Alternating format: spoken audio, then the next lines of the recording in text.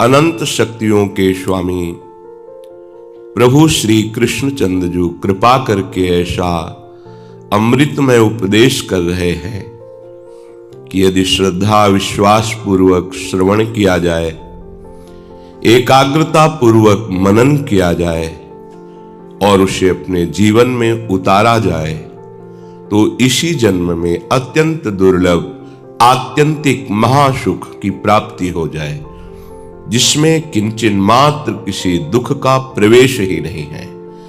जिस महासुख की प्राप्ति के बाद कुछ प्राप्त करना बाकी नहीं रहता, जिस तत्व को जान लेने के बाद फिर कुछ जानना बाकी नहीं रहता, जिसकी प्राप्ति के बाद महान से महान दुख भी उसको विचलित नहीं कर सकता, ऐसा जिससे बढ़कर कोई परम लाभ नहीं है, वो प्राप्त हो जाता है।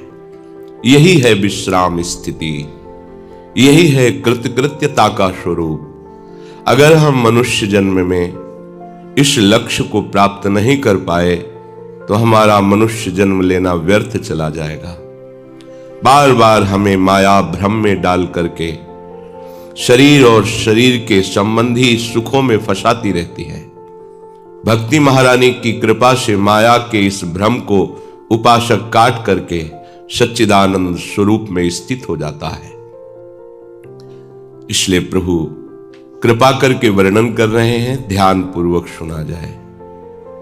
प्रभु कह रहे हैं, तम विद्या दुख संयोग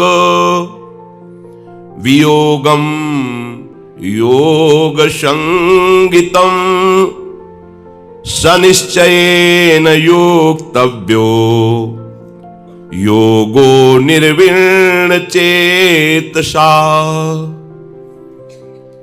जिसमें दुखों के संयोग का पूर्ण वियोग है, कोई भी दुख जिसमें प्रवेश नहीं कर सकता, कोई भी दुख की प्रवेश करने की सामर्थ्य नहीं है, ऐसा सुख। देखो, यहां प्रकृति का जितना भी तुम्हें सुख दिखाई देता है, परिणामता वो दुख स्वरूप ही है। कोई भी आज तक, शास्त्र साक्षी है इसके, इस संसार में कोई ऐसा नहीं कह पाया आज तक कि मैं सुखी हुआ। नहीं, कोई नहीं कह पाया। सब अशांत रहे। जो संसार में सुख खोजने चले वो सब दुख को प्राप्त हुए। जब दुख ने चारों तरफ घेरा, विपत्ति ने सारे के सारे दरवाजे बंद कर दिए, तब एक दरवाजा खुला, भगवान के दरबार का, प्रभु के दरबार का। उसे संत समागम मिला और इस मार्ग में चल पड़ा। इस मार्ग में शास्त्र साक्षी है, आज तक कोई ऐसा नहीं हुआ कि हमारा समय व्यर्थ गया, हमारा जीवन व्यर्थ गया, हमारी भक्ति व्यर्थ गई, हमारा भजन व्यर्थ गया, ऐसा नहीं।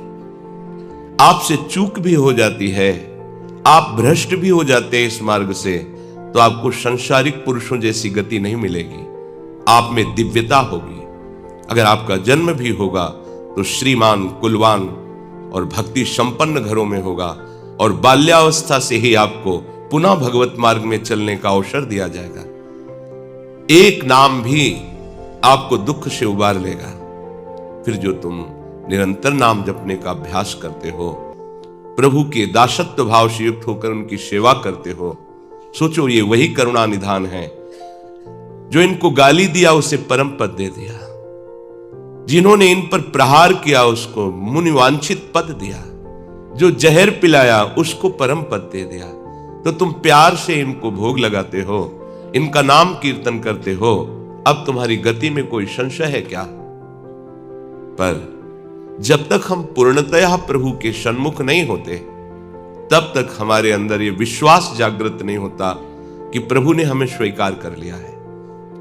जिस दिन आपके अंदर ये विश्वास जागृत हो जाएगा कि प्रभु ने हमें स्वीकार कर लिया है, मैं प्रभु का हूं, उसी दिन से आपकी यात्रा ऐसी तीव्र गति से होगी कि आपको कोई भी बाधा बाधित नहीं कर पाएगी, रोक नहीं पाएगी, और आप उस महासुख को प्राप्त होंगे जहां दुख का पूर्ण वियोग है, कोई भी दुख स्पर्श ही नहीं कर सकता है। हमें चाह तो यही है ना, हम अविनाशी सुख को प्राप्त करें। हमारी चाह है कि मैं मरूं नहीं, हमारी चाह है कि हमें कोई ऐसा प्यार करने वाला मिले जो केवल प्यार में ही, कहीं स्वार्थ की गंध ना हो। ये सब केवल एक प्रभु में ही मिलते हैं, दूसरी जगह नहीं। सच्ची मानिए, आपकी जरूरत प्रभु को नहीं है, वो पूर्ण काम है। उनको किसी वस्तु, व्यक्ति, स्थान, पदार्थ की जरूरत नहीं है, क्योंकि वही इसकी रचना करने वाले हैं, तो उनको इसकी जरूरत क्या होगी। हम भ्रमित हैं। हमारा भ्रम निवारण करने के लिए प्रभु ने सत्संग दिया है, तो अब हम अपने भ्रम को ना पोषें, ना पालें, भ्रम का त्याग करके सच्चिदानंद प्रभु की तरफ बढ़ें। वो सच्चे प्यार करने वाले हैं, वो सच्चे मित्र हैं हमारे, वो सच्चे पिता हैं हमारे। जो भाव करोगे वो सत्य है, इसलिए वो सत्य भाव से उसे स्वीकार कर लेते हैं, चूकना नहीं है। ऐसा सुख जहां दुख का पूर्ण वियोग है, दुख है ही नहीं, तो आपको इसलिए अनुभव में नहीं आ रहा कि आपने दुखालयम को अपना आधार, अपना जीवन, अपना सुख का हेतु मान लिया है। यह भ्रम है। शरीर दुखालय है, शरीर के द्वारा भोगे जाने वाले भोग दुखमय है, शरीर के संबंध की अहमता, ममता, ये दुख प्रदान करने वाली है। अब हम चल तो रहे हैं इस परम सुख के मार्ग में, पर हमने आश्रय ले रखा है दुखालय का, इसीलिए दुख पीछा नहीं छोड़ रहा है। उसी को वैराग्य कहते हैं। एक बार आप इस राग को त्यागिए। जब तक आपके हृदय में वैराग्य नहीं जागृत होता, तब तक की बातें केवल आप सुनेंगे, और वाणी से आप कह भी सकते हैं कि तन मन प्राण सब कुछ ही प्रभु आपको समर्पित है, पर वास्तविक आपका समर्पण नहीं होगा, क्योंकि आपका समर्पण वही होता है जिसका आश्रय लिए होते हैं। हमने शरीर का आश्रय लिया, शरीर संबंधियों का आश्रय लिया, शरीर संबंधी भोगों का। ये इसी जन्म में नहीं, बहुत से जन्मों में यही करते चले आए हैं। तो आज हमारा पूर्वाभ्यास, अन्य आश्रय, वो हमें प्रभु से नहीं जुड़ने दे रहा। प्रभु हमारे हैं, सच्चे हितैषी हैं, हमारे सच्चे रिश्तेदार हैं, हमारे सच्चे नातेदार हैं, हमारे हैं, हमारी आत्मा है, हमारे प्राण हैं, और कितने दूर से लगते हैं। यही भ्रम माया ने पैदा कर दिया है। इसी भ्रम का त्याग करने का नाम वैराग्य है। कोई हमारा संबंधी नहीं, कोई हमें सुख प्रदान नहीं कर सकता प्रभु के नाम रूप लीला धाम के सिवा। ये जब बात आप अपने हृदय में बैठा लेंगे, तो आपको ऐसा सुख होगा जिसमें दुख का प्रवेश ही नहीं। यही हम चाहते हैं कि हमें कभी दुख का मुख न देखना पड़े, पर गलती हो रही, हम दुख को छोड़ना नहीं चाहते। देखो, ये दुखी तो है, भगवान आदेश कर रहे हैं, दुखालयम अशाश्वतम, नाशवान और दुखमय ये संपूर्ण संसार है। गो गोचर जालग मनुजाई, सो सब माया जानो भाई। मैं और मोर तोर तय, ये माया जही बस कीन्हे जीव निकाया। संपूर्ण चराचर जगत इसी माया में बंधा हुआ है। इसी भ्रम को त्यागना वैराग्य है। वैराग्यवान ही अनुराग को प्राप्त होता है। जब तक संसार का राग है, तब तक अनुराग का परिचय नहीं प्राप्त कर सकता, क्योंकि राग से अनुराग तक के बीच की यात्रा का नाम वैराग्य है। वैराग्य का मतलब वस्त्र परिवर्तन नहीं है, वैराग्य का मतलब स्थान परिवर्तन नहीं है, वैराग्य का तात्पर्य है उद्देश्य का परिवर्तन। हमारा उद्देश्य प्रभु से जुड़ जाए। अब हमारे प्रभु है, प्रभु के सिवा कोई नहीं। हमारा दृढ़ लक्ष्य है भगवत प्राप्ति। सच्चा वैराग्य इसी से उत्पन्न होता है।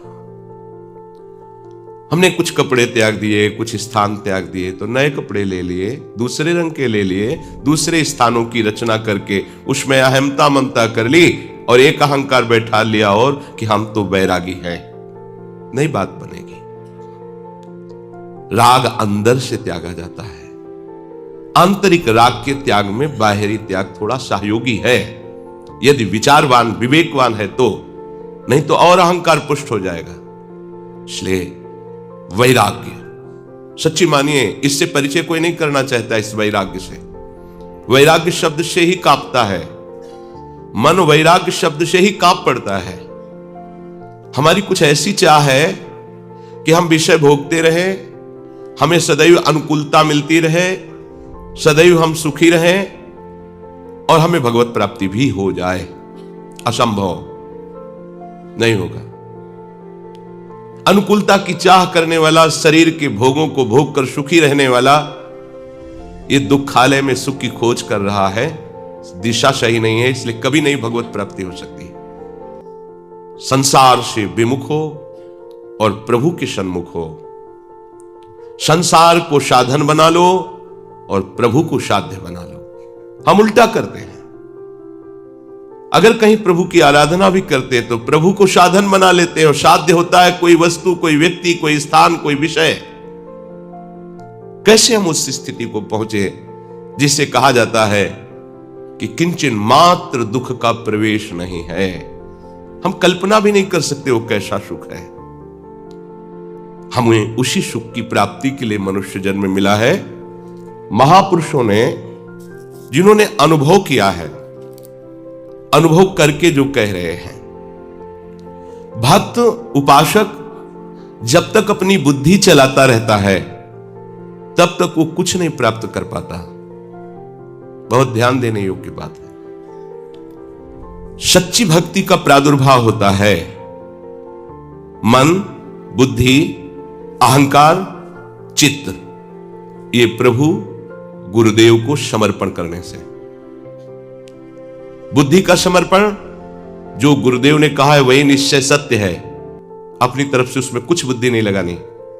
मन का समर्पण, जो गुरुदेव ने दिया है, नाम मंत्र, उपास्य देव का रूप, उपास्य देव की लीला चरित्र, हमें वही मनन करना है, अपनी तरफ से कुछ नहीं। चित्त का समर्पण, जो गुरुदेव ने हमें चिंतन प्रदान किया है, हम उन्हीं का चिंतन करेंगे।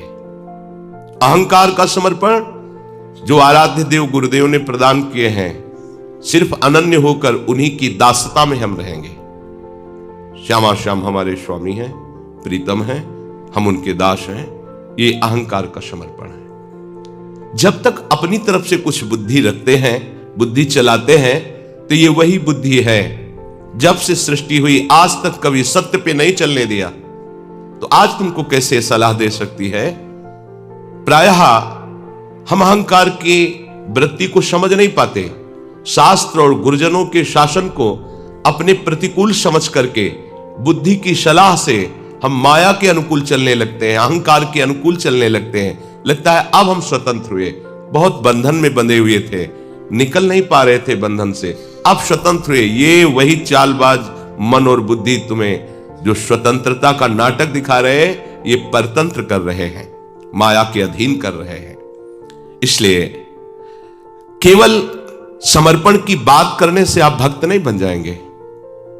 सब कुछ जो अपना माना है वो हमें आराध्य देव के चरणों में समर्पित करना है। हमें समर्पण करना भी नहीं आता, इसीलिए सत्संग मिलता है, सदगुरुदेव रूप में प्रभु मिलते हैं। ऐसे समर्पण करो। जो केवल मुंह से समर्पण की बात करता है और अपनी बुद्धि, अपना मन चलाता है, वो पतित हो जाता है। भाव भक्ति का फल है, ये हृदय में प्रकाशित होता है।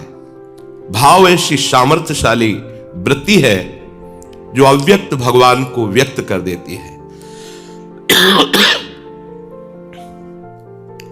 भाव बहुत बड़ी वस्तु है। भाववश्य भगवान। भाव से यदि पुकारा जाए तो अभी हृदय में प्रकाशित हो जाए। भाव एक अलौकिक है और वो भक्ति से प्रकट होता है, और भक्ति समर्पण से होती है, और समर्पण रसिक संतों के आदेशानुसार चलने पर हो जाता है। रेमन रसकन संग बिन रंचन उपजय प्रेम। जब तक रसिक महानुभावों की आज्ञा में हम नहीं चलते, तब तक हमारा मन, हमारी बुद्धि हमको अपने अधीन होकर चलाते हैं। और जब हम रसिक महापुरुषों की आज्ञा के अनुसार चलते हैं, तो मन और बुद्धि को प्रभु के अधीन होना पड़ता है। बस यहीं से भाव बनना प्रारंभ हो जाता है। तो उपासक को चाहिए कि अपने बुद्धि, मन चित्त और अहंकार को महापुरुषों की आज्ञा में समर्पण कर दे तो सीधे आराध्य देव के चरणों में वो समर्पित हो जाता है। जो गुरुजनों ने नियम दिया है, नियम पालन करना ही सबसे बड़ी तपस्या है। ये दिनचर्या माता सबरी ने एक दिन भी निराशा नहीं पैदा की। गुरु ने कहा था प्रभु आएंगे, रोज वही दिनचर्या, रोज सोहनी लगाना, जल छिड़कना, पुष्पों के पावड़े डालना, फल आदि चयन करके प्रभु का इंतजार करना। रात हो गई, फिर प्रभु के चिंतन में विश्राम, फिर प्रातः वही करना। कितने वर्षों तक कभी नियमावली में त्रुटि नहीं पड़ी। तो जो गुरु प्रदत्त नियम है, सबरी मां को विश्वास था गुरुदेव के वचन झूठे नहीं होते। उन्होंने कहा है कि प्रभु आएंगे तो आएंगे प्रभु। वर्ष, 2 वर्ष, 4 वर्ष, 10 वर्ष नहीं, बहुत लंबे समय तक उनको अविश्वास नहीं हुआ। गुरुदेव ने कहा है प्रभु आएंगे। गुरुदेव ने जो हमें नियम दिया है, या हमने गुरुदेव के लिए जो नियम धारण किया है, वो ऐसे फिसड्डी नियम नहीं होने चाहिए। वर्षा हुई तो हम गायब, सर्दी हुई तो गायब, अनुकूल समय है तो हम आकर के हाजिरी बजा रहे। नहीं, हमारी यही साधना है, जो नियम है उसमें हम, यदि हमारे में चैतन्यता है, चलने की सामर्थ्य है, तो हम उपस्थित होंगे निश्चित। जब हम चल ही नहीं सकते तो बात अलग की। तो नियम से ही प्रेम पैदा होता है। भजन में जब तक नियम नहीं होता तब तक भजन में आसक्ति नहीं होती। लोग प्रश्न करते रहते हैं कि हमारे भजन में मन नहीं लगता। आप नियम से भजन करें। दिनचर्या आपकी टाइम से होनी चाहिए। जिस टाइम जो दिनचर्या उसी में आप देखो, उसमें आसक्ति हो जाएगी। और आसक्ति हो जाना ही भागवतिक दिनचर्या में भाव का प्रादुर्भाव करना है। भाव जागृत हो जाते हैं, विक्षेप आदि विघ्न स्वतः नष्ट हो जाते हैं। उपासक जब नियम से ऐसे चलता है और भगवत लीला गुणगान या कीर्तन करता है, तो उसके अंदर ये भाव प्रकट होने लगते हैं। कभी उसका शरीर कंपायमान होने लगता है, कभी अश्रुधारा बहने लगती है, कभी रोम रोम पुलकित हो जाते हैं, कभी स्तंभ हो जाता है, शांत एकदम समाधिस्थ की तरह मानो कोई मूर्ति हो। कभी श्वेद पसीना, कभी स्वरभंग लड़खड़ाने लगता है, राग बिगड़ जाता है, आवाज शुद्ध नहीं निकल पाती, गदगद कंठ, नयन बह नीरा, वैवर्ण, शरीर का रंग बदलने लगता है। भाव और बढ़ा तो प्रलय, मूर्छा भी आने लगती है। ये अष्ट सात्विक भाव उसके हृदय में प्रकट होने लगते हैं। जो गुरु प्रदत्त उपासना को, दिनचर्या को नियम पूर्वक करता है,